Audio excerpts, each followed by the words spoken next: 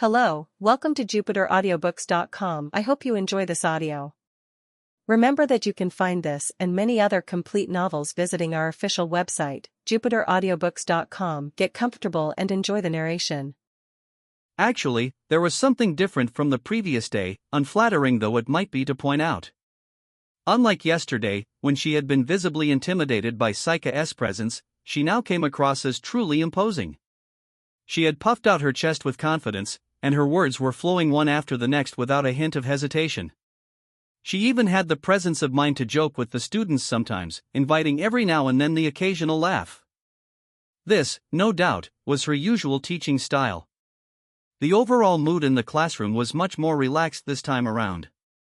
Mushiki was naturally attracting some attention, but all the same, his classmates seemed considerably more at ease. That said, a few continued to watch his every move. Well, there was one female student who kept glowering at him. Yes, while Ruri had fled from the classroom, she returned to her seat in time for first period. The siblings had managed to become the center of attention. But with Ruri's steely mental fortitude, she didn't seem to be particularly bothered by it. Mushiki. Perhaps that stare was getting to her, though, as with Tomo still lecturing at the front of the room, Kuro whispered across to him. "What now, Kuro? You did mention that you and Knight Fuyujo are brother and sister, but was your relationship an acrimonious one, by any chance?" "No, I wouldn't say that. We got along well." "Then why is she glaring at you like that?" "Well," Mushiki murmured, at a loss for an answer. At that moment, Tomo, standing beside the teacher's table, pointed straight at him. "Kuga. I can see that you're excited about your first class, but no private conversations while I am talking, okay?" "Ah. Sorry. You a hopeless one, aren't you?" "Yep, you're going to need some discipline, I think." A firm hand. "After school look," Kuro said, pointing into the hallway as though having just noticed something. Tomo fell silent, glancing nervously behind her. It isn't her, is it?" Fear having taken hold of her, she glanced carefully through the entrance, inspected the corridor, then returned to her position by the electronic blackboard with a look of relief. Then, after taking a deep breath to calm herself, she turned back to Mushiki. "Well, never mind. So, Kuga, if you have time to chat, that must mean you already understand what we're here to learn, no? Why don't you try answering a few questions, then?" But I don't really understand," he answered without delay. Tomo nonetheless let out a fearless laugh. "In that case, I wish you could at least act a little more worried for me, though." "Sorry," Mushiki said. "But I still don't really understand what magic actually is in the first place." With that admission, he heard the others throughout the room exhaling in exasperation or otherwise letting out amused chuckles. The meaning behind those words was almost identical to what he had said the day before, but the reactions now were at stark odds to when Saika had asked a similar question. "Come on, seriously? How did an amateur like this even get into our prestigious garden?" said a tall male student with an exaggerated shrug, incidentally, the very same student who had described Saika's similar query as deep and profound. "Oh dear. Does he really think he's on the same level as the rest of us?" A bespectacled female student added, the same one who had held her head in her hands in acute distress when he had asked about magic and magical energy. "Heh. Look how dumb and naive he is." "This'll be interesting," said a male student sitting by the window as he brushed a hand through his long bangs. He had praised Saika's question as thought-provoking and insightful. And finally, perhaps in response to those other reactions, a chilling voice echoed throughout the room. Ruri glanced around with bloodshot eyes, her brow wrinkled, veins throbbing on her forehead. Pinned down by her gaze, the students who had been laughing at Mushiki's expense fell suddenly silent. Nonetheless, Ruri herself said nothing more. Having announced that she would throw him out of the garden, she could hardly come to his defense now. That said, she wouldn't stand to hear anyone other than herself speak ill of him either. Or so it seemed to Mushiki. She was almost like a rival character in a boy's comic book. "Are Ruri?" "Ruri?" Hizumi asked, flustered as she tapped her on the shoulder. Finally, bringing her anger back under control, Ruri let out a loud snort and turned back to the front of the room. Is it okay to continue the lesson? Tomo, having no doubt sensed the fraught atmosphere, was visibly sweating. Of course, Ruri answered matter-of-factly. Hurry along, please. This is your job, isn't it? After that snide remark, pulling a long face, Tomo reluctantly turned back to the class. After somehow pulling through that distressing lecture, third period finally rolled around, and Mushiki headed to the training hall at the central school building with the rest of his class. Like 5th and 6th periods yesterday, it was time for another of the. Having changed into his gym clothes, Mushiki shrugged lightly as he stepped foot into the hall. Like his uniform, the outfit Koro had picked out for him fit perfectly. He had no idea when she had managed to take his measurements, but she was clearly very diligent. I was a little concerned about letting you out of my sight, but it looks like I needn't have worried, sounded a voice from behind him. Mushiki glanced over his shoulder and laid eyes on Koro, dressed in the same style of gym clothes as him. But a state conversion from Saika's body to mine should only happen when I release too much magical energy, right? I expect so. But this is the first time I've ever actually dealt with two people merged into one. You never know. Mushiki could only force a smile at that off-putting remark. Well, I'll be okay. I mean, I am using the men's locker room this time. Seriously, it's wonderful. With no girls around, you really can relax in there. That statement could invite a misunderstanding, Koro said, watching him through narrowed eyes. At that moment, Anviat came in from the back of the training hall. All right, let us get started. Gather round, you hear? He said as though weighed down, beckoning lazily. As a group, the students lined up in front of him. Okay, then. Once you finished with the prep exercises, we're gonna continue with the same practice we started yesterday. We've got a lot of targets, so we'll divide into groups, and... His voice dropped off there. For a second, Mushiki wondered whether something had gone wrong, but it wasn't long before he realized what exactly it was. Among the students, Ruri was holding her hand raised high into the air. Can I ask something, Mr. Sparner? Fuyajo? What do you want? We have 2 new transfer students today. This will be their first practical class. Transfer students. Ah, right, I did hear something about that, Anviat said as he rubbed the back of his head. He surveyed the assembled students before locking onto Mushiki and Koro. You too. Aren't you Kuozaki's servant or something? What are you doing here? Koro paid his scowl little mind as she nodded back to him in greeting. Looking like he had no interest in continuing that conversation, Anviat let out a loud snort and turned next to Mushiki. And you are? Mushiki Koga. Ah, right, got it. Let us see how memorable you are, Anviat said with a dismissive wave of his hand before turning back to Ruri. There. Are you happy now? Newbies, if you don't know how to do the prep exercises, get one of these guys to teach you. As for the real trainin', if you can handle it, good. If you can watch the others first. Observation is part of the learnin' process. Can I ask permission for something? Ruri asked. Permission? What for? Anviat responded suspiciously. Ruri then turned her piercing gaze toward Mushiki. To fight Mushiki Kuga in a mock battle. Anviat furrowed his brow at this challenge, while the other students watched in utter astonishment. Koro's eyes likewise twitched in concern. Ruri's comment back in the classroom echoed in Mushiki's mind. She had said that she would throw him out of the garden, though he wasn't sure why. Perhaps she meant to hurt him, to break his heart? What you going on about? There's no way I am letting you fight in here, Anviat said sternly but decisively. Ruri must have convinced herself that he would go along with her proposal, as her eyes showed dissatisfaction. Why not? she asked. Why not? Maybe because you re an S-class mage, and he is a newbie transfer student? You tell me, why would I allow it? Are you a battle maniac or something? Anviet's argument was a sound one, and Ruri could only bite her lip in frustration. Somehow, Mushiki felt as if he could sense her blood-red gaze on him. In truth, he felt a little sorry for her. Hey! Quit dawdling and get on those prep exercises.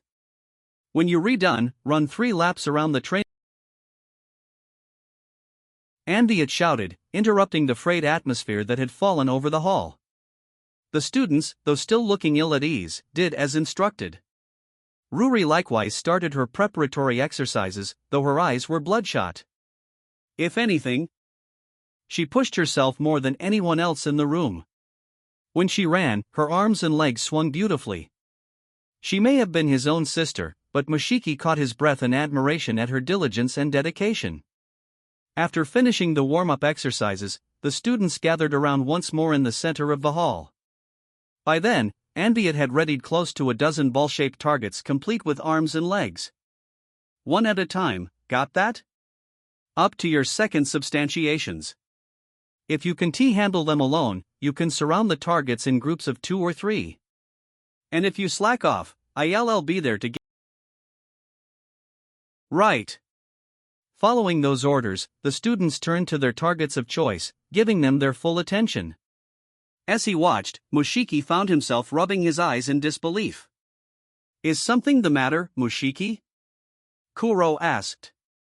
He blinked a few times before answering. It is kind of vague, but I think I can see everyone's magical energy a little. Right. At this point in time, Mushiki wasn't in his Saika mode, and yet he could make out, albeit only vaguely, the magical energy emanating from his classmates' bodies. Kuro, however, didn't seem at all surprised as she nodded. That isn't inconceivable. As I said before, the first hurdle to learning magic is being able to grasp a formerly unknown sense. But you, Mushiki, have already passed through that stage thanks to your merging with Lady Saika. Your mind is already that of a fully developed mage. What? He glanced down at his own hands. Are you saying Saika has made my body mature, too? In a manner of speaking, Kuro said coolly before clearing her throat. That being said, any other mage would be green with envy to have what you currently possess. After all, you have overcome the first hurdle unknowingly, all by drawing on the powers and abilities of the world's most powerful mage. Does that mean I can actually use magic? Then? Something tells me it won't be that convenient. But you may at least be able to release some power. Why don't you give it a try? With that, Kuro pointed to a target on the far wall. There, across the room, a small glowing ball complete with a pair of legs was standing there forlornly. Right. It might not work, but I'll give it a try. Saying that, Mushiki faced his target and began to focus, doing his best to recall what it had felt like to wield magic in Saika's body. You, Munakata. You ain't channeling your magical energy there properly. Don't think of your substantiations as weapons. Think of them as extensions of your limbs. And you, Mabuchi. If all you can pull off is your first substantiation, that'll do. You should still be able to get in a hit, so long as you focus. Find a way to get the result you want with the cards you have. Anviet, his hands stuffed into his tracksuit pockets, was walking around the room giving each of the students advice in turn as they faced off against their targets. 1 or 2 crests had appeared somewhere on each of the students' bodies, a telltale sign that they were activating their substantiation techniques. It was a rare thing for a mage to be able to activate their second substantiation. How many of these kids would be able to unlock their third substantiations over the course of their lifetimes? Anviet wondered. At that moment, as he surveyed the training hall, he felt a sudden chill run down his spine. He turned around. It wasn't an exceptionally strong source of magical power that he had recognized, nor malevolent intent, but rather some sensation that he found difficult to put into words. Nevertheless, his instincts as a mage, and his intuition as a knight, prevented him from regaining his composure. Out of the corner of his eye, he spotted Ruri. She, it seemed, had noticed it, too, and was scanning the room intently. What the hell? Enviat gulped, his eyes opening wide. Across the hall were several students, most of them struggling to reach their targets. One was surrounded by a plume of wind, her first substantiation. Another was wielding the massive hammer that characterized his second substantiation. And another, one of the new transfer students, simply stood there, hands raised, no crest whatsoever appearing on his body. At this last sight, Enviat found himself scratching at his cheek. No way, he murmured, when what? A loud alarm had begun to sound throughout the garden, followed by countless cracks erupting in the sky overhead. Ha! Mushiki, his eyes squeezed shut from concentrating, suddenly glanced upward as the alarm echoed around them. At that moment, several deep fissures broke through the sky hanging over the training hall. Mushiki, Kuro called out, running toward him. Kuro! He called back, flustered. Is this? That sound. This phenomenon. It was just like what had happened the first day of his arrival at the garden. There's no doubt about it. It's an annihilation factor. But to appear without warning like this. As though to silence her, one of the fissures hanging overhead tore larger and larger until before they knew it, a huge, hulking monster began to emerge from behind it. Razor-sharp claws. A body lined with toughened scales. Wings reminiscent of a bat. A head lined with horns and fangs. Annihilation factor number 206, Dragon. It was the exact same kind of mythical beast that Enviat had defeated with a single blow. However, there was something decidedly different this time: the sheer number of those creatures. Back then, there had been only one, though that alone had been enough to reduce the city beyond the garden's walls into a sea of flames. But now, 100, 200, no, there's more of them. A lone, dismayed voice reverberated through the training hall. Indeed. Those dragons were now so numerous, all but shrouding the sky above, that it was impossible to ascertain their exact number. That wasn't all. Deep amid the throng, through a massive spatial fissure, a giant specimen reared its head. As he took in that sight, Enviat stared back wide-eyed. Ha! Annihilation factor number 48, Fafnir? What the hell is a double-digit monster doing here? And with all these dragons? This is no time for your whining. Get the students out of here. Ruri thundered. Her voice now was no longer that of a student, but of a knight, one of the garden's most capable guardians. Like I need you to tell me that. B-class mages and above, return fire. C-class and below, fall back to the central area. All right. As instructed, most of the students hurried to evacuate the training ground, with only a small few remaining behind. As though having anticipated the students' attempt to flee to safety, several dragons descended from above, planting themselves directly in their path. Whoa! Kaya? The students cowered in terror as the dragons let out tremendous roars. TCH. But before the creatures could attack those who had attempted to flee, two halo rings shimmered to life on Enviat's back. Second substantiation, Vejdola. Two Vajras appeared by his side as he fired a barrage of thunderbolts. At that moment, the first dragoness head as it closed in on the students was dismembered and sent flying. With a heavy crash, its hulking body sank to the floor, disappearing in a burst of light. Are you okay? Why yes. Then get the hell out of here. Enviat roared. The students, though panicked, took off once more. There was no end to the number of dragons. One after another, they descended onto the training ground, clearly unwilling to let even a single person escape. Ugh! Frowning, Enviat used another lightning bolt to send a dragoness head flying, before shredding its wings and punching a huge hole through its body. Mushiki was reminded of a thunderclad god of war as he watched Enviat rage. There was an obvious difference in their respective power levels. One after the next, he crushed dragon after dragon underfoot. The problem, however, was the overwhelming number of those annihilation factors. Searching for gaps in Enviat's defenses, the dragons continued to charge toward the students. Mushiki and Kuro were no exception. Whoa! NGH. Seeing the two, a huge dragon descended from the sky. Kuro threw herself in front of him, as though to use herself as a shield. Kuro! Mushiki cried, grabbing her by the shoulder and pulling her toward himself as he turned his back to the creature. Moshiki! Her voice, tinged with astonishment, echoed in his ears. The impact he was expecting failed to reach him. Second substantiation, luminous blade. Just as Ruri's voice sounded out. The dragon's massive body was sliced into pieces before it could touch him or the other students. Wadash! With dismembered pieces of the dragon still raining around her, Ruri landed directly in front of him.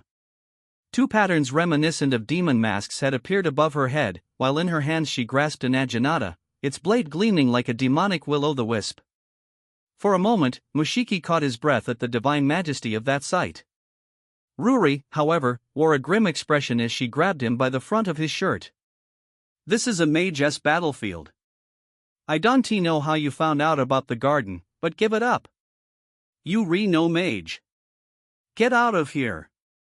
And don't ever get involved in our world again. She ordered him.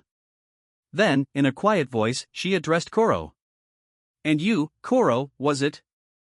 I don't know what interest an attendant to Madame which might have with Mushiki, but you must know how to handle yourself, right?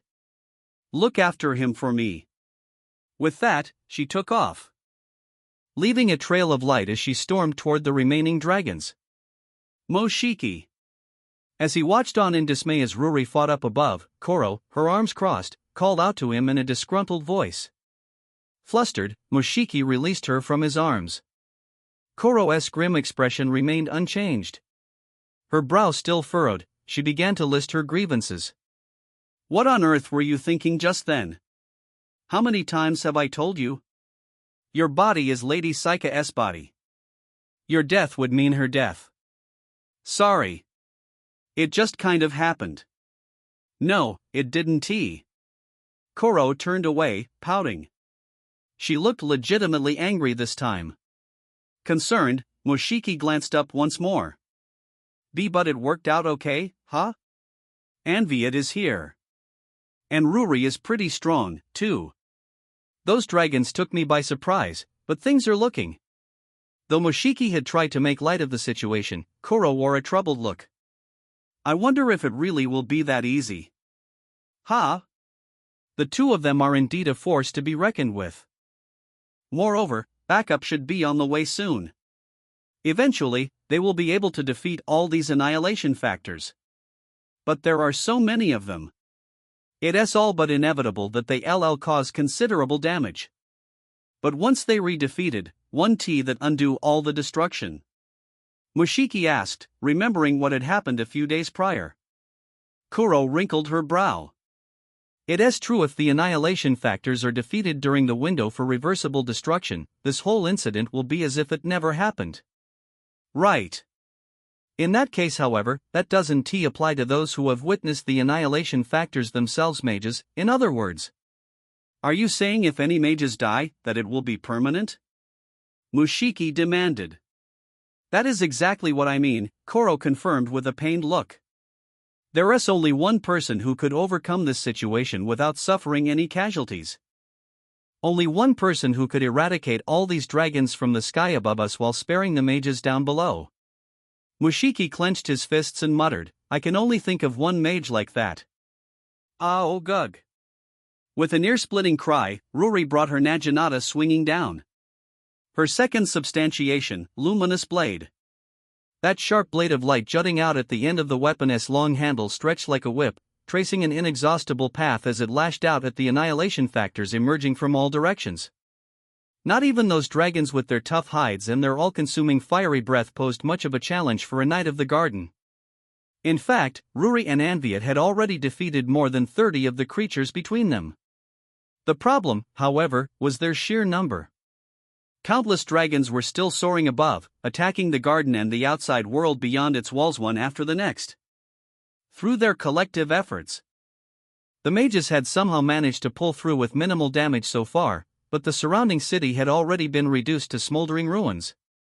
That horrendous sight could be restored so long as the annihilation factors were destroyed within the window for reversible destruction, but it was still a painful scene to see. Her brow furrowed in a deep frown, Ruri tightened her grip on her naginata. Then, as though aiming for just that moment, a dragon lashed out with a plume of flames at the training ground, the air erupting with blistering heat. TCH. Ruri launched into the air, using her weapon to decapitate the fire-breathing monster. Even after its enormous head crashed into the ground, flames continued to scatter around it for a few seconds. There were still several students lingering in the training hall, but they were keeping their distance from the other mages, and each seemed to be protecting themselves in their own way. As she evaluated the situation out of the corner of her eye, Ruri breathed a sigh of relief. Then she noticed something. Mushiki and Kuro were nowhere to be seen. Mushiki, she gasped, turning her gaze downward. If he had managed to escape unharmed, that would be for the best. But her brother was an amateur, a newcomer fresh to the garden. If he had been exposed to that sea of flames. The most horrendous vision imaginable flashed before her eyes. It only lasted for a brief moment, but in the heat of the battlefield, that was time enough to offer her foes a fatal opening. Gwa! By the time she saw it coming, the massive Fobner-type annihilation factor had emerged from a long spatial fissure, the tall palisades of its fawn-lined jaw opening wide. She wouldn't be able to escape it. She clenched her teeth as she readied herself for the impact. She would have to manage, somehow, to withstand the blow so she could launch her own counterattack. However, the next moment, she found her eyes opening wide in shock. The shot of pain she had been anticipating never came. In its place, a tremendous sense of discomfort enveloped her entire body. Indeed.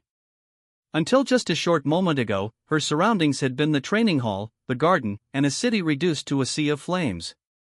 Though what she saw laid out in front of her now was a realm of frigid ice, with a powerful blizzard blowing all around.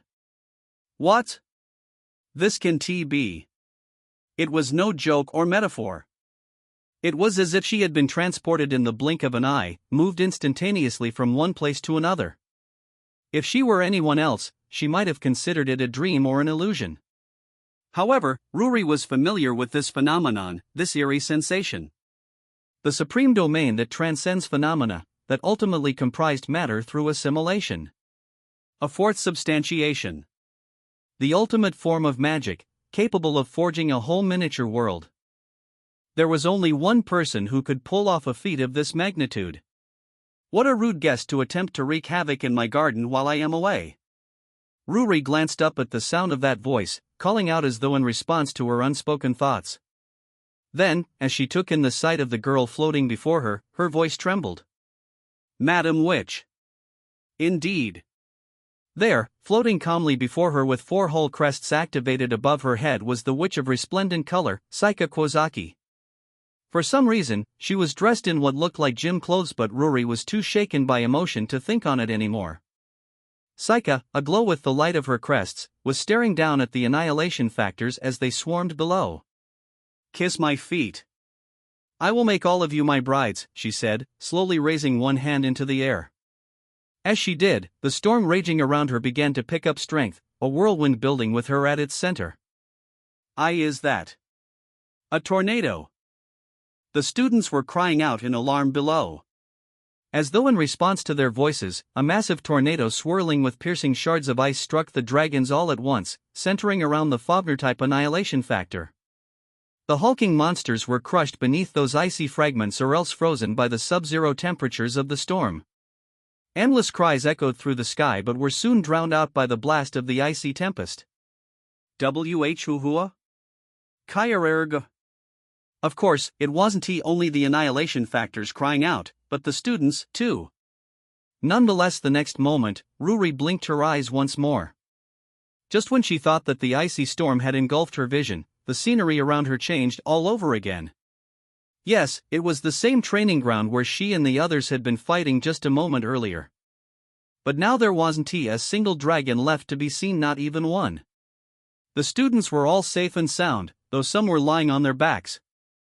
Their eyes unseeing, probably having fainted. Others crouched low, trembling in shock. The whole incident couldn't have lasted more than a minute. It truly was a miraculous outcome. Sorry for causing a scene, Saika said playfully as she alighted on the ground. No sooner did everyone realize what had happened than they erupted in cheers. Touching her lips with her fingertips, Kuro was wandering slowly across the training ground. There was no longer any sign of the annihilation factors. Mushiki, transformed into Lady Saika, had wiped them out with her fourth substantiation. While it looked like he still couldn't exert proper control over his magic, it did seem that he was fully capable of wielding her powers without a problem.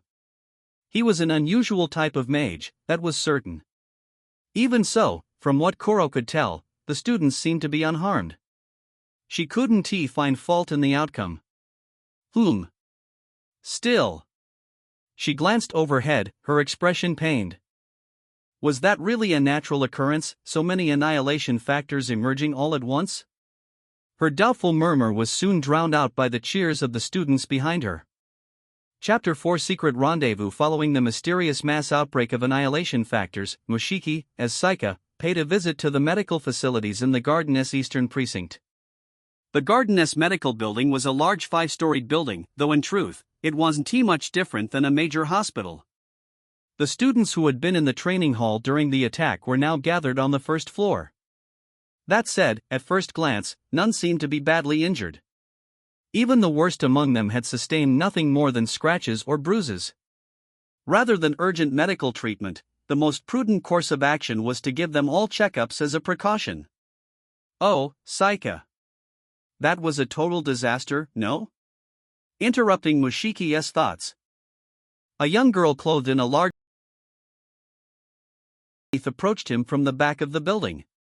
It was Irolka Flara, a mainstay of the Garden's Nights. Incidentally, Mushiki remembered hearing that her usual role was overseeing the Garden's medical department. Ah, Irolka. As Mushiki turned around, the students watching stood up straight in awe. Irolka, no doubt noticing their heightened attention, waved, the sleeves of her lab coat flapping delicately. All right, she said. Don't overdo it if you re-injured. She glanced around, stroking her chin. Looks like we have a lot of patients. Which of you should we start with, I wonder? With that, she brought her fingers together to make a special sign and 2 red tattoo-like patterns appeared on her skin. Second substantiation, Horkyu. No sooner did Irolka murmur those words than several creatures appeared around her wolves, complete with glowing fur and emblazoned with patterns similar to Irolka's crest. There must have been more than a dozen of them in total, and they wasted no time responding to their summoner's gestured instructions and approaching the students gathered in the center of the room. Sniffing their targets over, they began to lick the scratches and grazes that covered the students' bodies. What? Bah! Ha ha! More than a few of the students contorted themselves in laughter at this tickling form of treatment. Keep quiet for a moment, Irolka cautioned the wolves, and with that, their tongues took on a faint glow, the wounds that they were seeing to slowly fading away. Mushiki stared wide-eyed. He had heard about this technique from Kuro, but even with that knowledge, he couldn't contain his amazement witnessing it with his own eyes. I think we can leave this to my wolves here. This way, Saika. I know you wouldn't let an annihilation factor of that level harm you in any way, but just in case. Ha! The students are one thing, but we can leave a mage of your caliber to my wolves, now, can we? Ah! Oh! With that exclamation, Mushiki let Irolka lead him to an examination room at the end of the floor. It was a small room, equipped with a desk, a cot, and 2 chairs. Irolka sat Mushiki down on the chair, then took a seat in the one across from him. Now, then. With a practiced motion, she grabbed the hem of Mushiki's gym top and pulled it up, exposing his abdomen and more to the open air. He was doing his best to act as Saika would, but he couldn't stop his eyes from opening wide in surprise at her sudden action. Irolka broke into a puzzled frown. For a moment, Mushiki was gripped by a fear that he had failed to properly maintain character, but he soon realized he was mistaken. Rather, Irolka's gaze was fixed on his, or strictly speaking, now that she had lifted his gym top. Why aren't you wearing a bra? Ah. Mushiki let out a soft gasp. He was wearing proper women's sportswear, but that wasn't because he had changed clothes after transforming into Saika. As much as he would have liked to keep his true identity hidden, he simply hadn't had time to change. According to Kuro, clothes made from spirit thread, such as the school's uniforms and gym outfits, were enchanted to change shape to match the contours of their wearer. In this case, they had adjusted themselves when he had morphed from boy to girl. However, this only meant that a men's shirt would become a women's one, that a pair of shirts and gym shorts would become more fitting. It didn't mean that new articles of clothing would appear where they hadn't been before. Yes. In short, Mushiki, having transformed into Saika without having had time to prepare, was presently in a state of being braless. Ah, no, about that. His eyes swam around in circles as he tried to conjure up some explanation that might be fitting of Saika's personality. Though no matter how hard he thought, all he could come up with were sloppy excuses, careless reasons, or perverse oversights. Not one of them seemed plausible coming from Saika. He was at a complete loss when Irolka's lips twisted in a grin. Well, they are a hassle, aren't they? I understand. If not for that Rory, I wouldn't be wearing anything under my lab coat, either. Aha!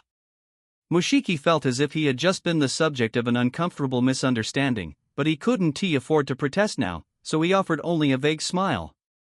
It wasn't long before that smile gave way to startlement all over again. Reason being Irolka was licking his belly. Hi arc. Before he knew it, he had let out a high-pitched squeal, pulling away. Irolka stared up at him in wonder. What was with that strange voice just now? Irolka, what are you? Odd. A medical examination, of course. Sweat tells me a lot more than just words, Irolka said, fixing him with a strange look. Saika. Are you feeling well? Why do you ask? You just taste a little different than usual. Mushiki's heart seemed to skip a beat had Irolka realized he wasn't in fact, entirely Saika. Let me try again. Hold on. With a smack of her lips, Irolka tried once more to stick her head beneath Mushiki's top, leaving him to push her head away in a panic. He had no desire to continue this medical examination, as she put it, and have his true identity be revealed, and more importantly, his heart was still racing from when she had last licked him. If he wasn't careful, he could end up turning back into his own body directly in front of her. What are you doing? Do behave yourself, now. No, I am okay, really, so. As the two of them engaged in a quiet game of cat and mouse inside the cramped examination room, there came an unexpected knock at the door. I am sorry to disturb you, Ms. Irolka, but can I have a moment of your time? The next moment, a woman nurse, judging by her appearance, opened the door slightly. Glancing up, Irolka arched an eyebrow in suspicion before quickly rising to her feet. I'll be back in a moment. Stay right here, she said, pointing toward Mushiki as she left the room. After watching her step outside, Mushiki breathed a sigh of relief. That was a close one. The next moment, his body let out a faint glow, and he underwent another state conversion, shifting from his Saika mode back to his Mushiki mode. Irolka really had been called outside in the nick of time. If not for that nurse's intervention, he may very well have transformed just as Irolka's tongue roved across his skin. Nonetheless, he still couldn't let down his guard. As much as he hated leaving her high and dry, he would have to make a run for it before she came back. Just as he reached out to open the door, sorry to keep you waiting, Saika. Ugh. After what seemed like only the briefest of interruptions, the door swung open, and Irolka stepped back inside. Mushiki leaped backward in shock. Irolka glanced curiously around for a moment before stepping outside again to double-check the room number. Finally, she directed her gaze to Mushiki. Who are you? Where did Saika go? Oh, well, she said something about having some urgent business to see to, so she left early. I was just walking by, so she asked me to let you know. Irolka let out a sigh, almost as though suspecting he was trying to pull one over on her. I told her to wait. It's always the same with that one.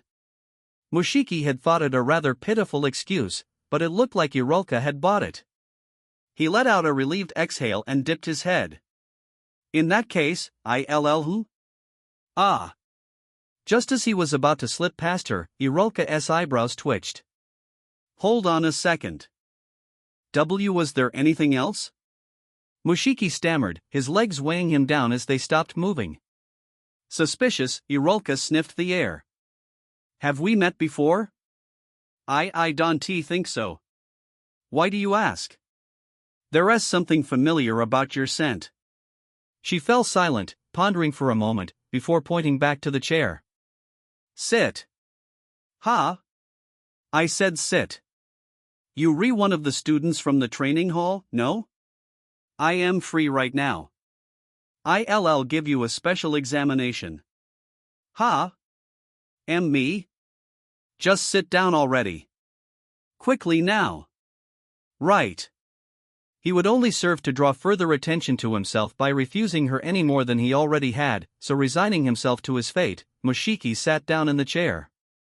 Then, with a slight warmth rising in his cheeks, he began to roll up his gym shirt. He would have been lying if he had said he wasn't embarrassed, but at least he was unlikely to undergo another state conversion from his Mushiki mode back to his Saika one, so he would probably be okay. Having affirmed his resolve, he waited when Irolka stared back at him blankly. What are you doing? Ha? I thought you licked your patient's stomach when you examined them? Irolka's eyes opened wide at this remark, and she guffawed. Ha! Don't tell me you heard that from Saika? That's just for her. Ah. Right. He had acted too hastily. Feeling even more embarrassed, he reluctantly lowered his rolled-up gym shirt. At that moment, Irolka grabbed him by the hand. And yet, even if Saika did tell you, it takes a certain amount of courage to roll up your shirt like that and expose yourself to a stranger. I wouldn't have expected such confidence from one with a face like yours. Very well. Perhaps this is fate, of a sort?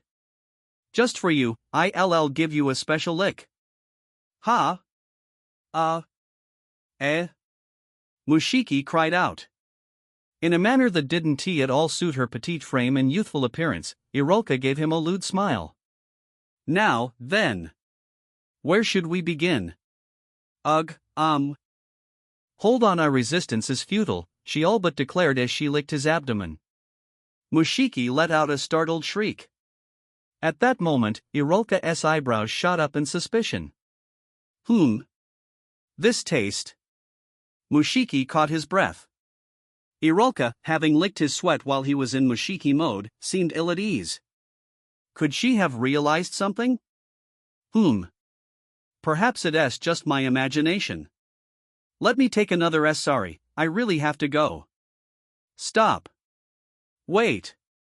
As Mushiki rushed to leave the examination room, Irolka reached out to grab him by his gym clothes. I am fine. I am completely uninjured. I don't care. Just let me lick you. Come on, take off your clothes. Aha. No. Come on, it will all be over soon. Just lie down and count the stains on the ceiling. Once again, a fresh cat and mouse game, a new rough and tumble had erupted in the examination room. Beyond the door, the other students in the waiting room could easily make out the pair's raised voices. Afterward, rumors that night Irolka Flara had been trying to get physical with a male student spread like wildfire, but at this moment in time, Mushiki was in no state to worry about such things. I've been looking all over for you, Mushiki. Where on earth have you been? About 10 minutes after the attack in the examination room, Kuro called out to Mushiki as he staggered down the corridors of the medical building. And what made you transform again in such a short period of time? And why do your gym clothes look so worn out? I take my eyes off you for a couple of minutes. Just what did you get up to? Something dirty, I am sure. Kuro stared at him, her eyes filled with disdain. Mushiki shook his head. No, you've got the wrong idea, Kuro. After he explained the situation to her, Kuro watched him through half-open eyes. I see. Night Irolka, you said? She hasn't learned your true identity, I hope? No. It was a close call, but I don't think she caught on. Kuro breathed a sigh of relief. That respite was short-lived, though. Her expression quickly turned grim. Mushiki. We need to talk. But there are too many people here. Please come with me. Ha? Ah, okay. He followed her down the medical building corridors. Eventually, they arrived at a deserted area. Kuro glanced around to make sure they were alone before speaking. We will have to wait for the investigation department's report to know the details, but it appears that today's mass outbreak of annihilation factors may have been man-made. What? Mushiki's eyes shot open. Are you saying those dragons attacked us on someone's orders? I wouldn't go so far as to say that someone was directly using them. However, it is possible that the timing and location of the annihilation factors were somehow manipulated, or that a great number of annihilation factors were transferred to a single location. But how? And aren't annihilation factors capable of destroying the whole world? Who would? But before Mushiki could finish that sentence, he suddenly fell silent. No doubt having realized the same thing that he had, Kuro gave him a brief nod. Yes. A trick like that couldn't be pulled off by any ordinary mage. However, it was exactly as she said. The same mage who had attacked both Saika and Mushiki could very well have been behind this latest incident. If you stop to think about it, it was exquisitely put together. A swarm of annihilation factors, each of a level that they could easily be defeated individually. However, by the time they were all dealt with, there was a very real possibility that the students would be put in harm's way. So what you're saying is, Mushiki began solemnly. Kuro nodded. It was beautifully staged to confirm whether the Lady Saika currently present at the garden is the real thing, to see whether you were capable of using her fourth substantiation. So I am. Mushiki fell silent, looking upset. Kuro, her eyes downcast, shook her head. There is no need for you to feel responsible, Mushiki. If you hadn't acted, the students could have been injured. No doubt if Lady Saika was here, she would have done exactly the same thing. No, you should be proud, I think, that you successfully pulled off her fourth substantiation on such short notice. I know, right? This really is Saika's body, huh? But it is strange. When you talk honestly, it makes me think that you do care a little. Kuro sighed. As she watched him through half-open eyes, Mushiki folded his arms and thought. But this is bad, isn't it? If that really was caused by whoever attacked Saika and me. Yes. They would have been able to confirm that Lady Saika is still alive. That said, we wouldn't have been able to keep that a secret forever. The truth would have come out sooner or later. Although. Kuro paused for a moment. There is a certain course of action only available to us now that we know the assailant is aware of Lady Saika's survival. A certain course of action. Mushiki repeated. Yes, Kuro answered before briefly explaining what she had in mind. I see. But wouldn't that be pretty dangerous? He asked. I won't deny it. But if we succeed, we should be able to fully identify your attacker or attackers. It's worth a try. With that, Kuro spun around with a click of her heels. I will examine any lingering traces left behind in the training hall. You, Mushiki, in your present excited state, I doubt you will undergo another state conversion anytime soon. Kuro. Mushiki called out, but she had already disappeared down the corridor without looking back. Left to himself, Mushiki stood there in stunned silence for a moment. After deciding that it would do him no good to remain that way forever, he started toward the medical treatment area.